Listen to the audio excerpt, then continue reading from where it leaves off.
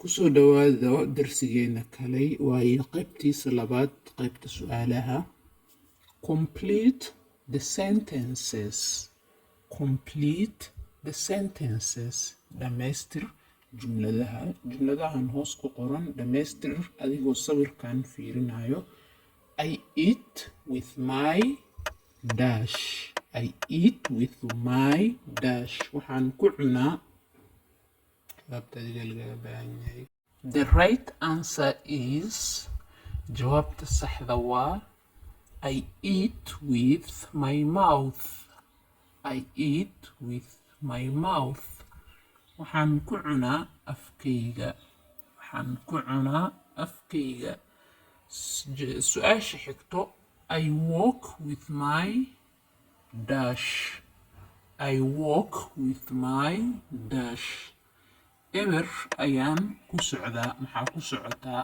Waxaa ku socotid luqadda Englishka waxaa lagu dhaho inoo sheeg ama Soomaaligaba. I walk with my legs. I walk with my legs. Lugahayga ayaan ku socdaa. Legs luga waayay. I walk with my legs.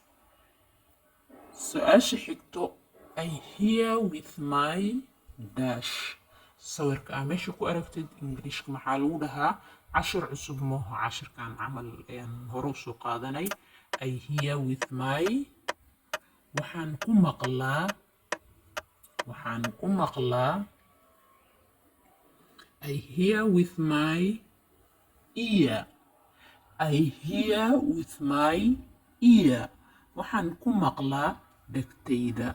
waxaan ku maqlaa dhegtayda. adiga intay wax ku maqashaa iya waa dheg. hadaad ku cusub tahay saaro sidaad cashiro badan u heshid iyo qaybta saddexaad oo cashirkanba